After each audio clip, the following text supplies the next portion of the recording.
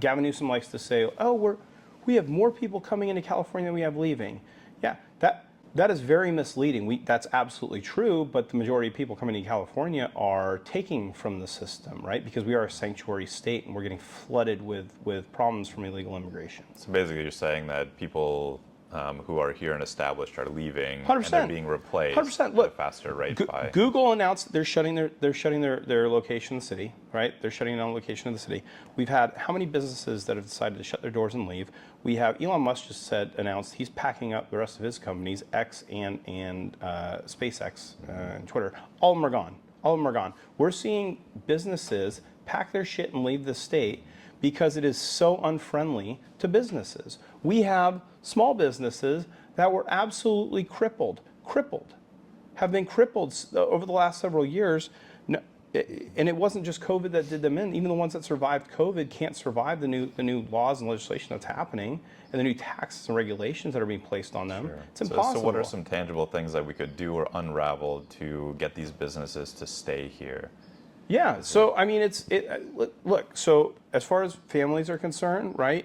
You can entice families to move to California with major tax deductions and write-offs for families and having children. Mm-hmm. You can give bigger write-offs for working families. You can add to the tax code. I'm not an economist or a tax person, but I know that's a fact. Mm-hmm. Having owned a small business, I know it's enticing for a company to be able to have these major tax benefits and breaks to be able to come back, right? So if they gave major write-offs and tax benefits, right, you go, okay, but we're losing the tax revenue. Nominally, you're nominally losing a little bit of tax revenue, but you are also subsequently gaining a larger tax base when you consider the amount of employees that's going to have, that this company might have, right? If you say, I don't know the actual number, so I'm gonna make it up, right? I'll do the for example, right?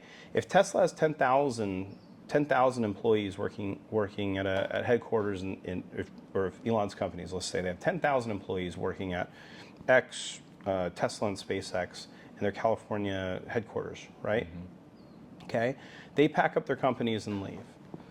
Okay, if all of those salaries are gone. All of those salaries, 10,000 salaries. And we live in California. You know, if you work for a company like that, you're making a minimum of 6 figures. Sure. It doesn't matter what you're doing. You're making 6 figures, right? Yeah.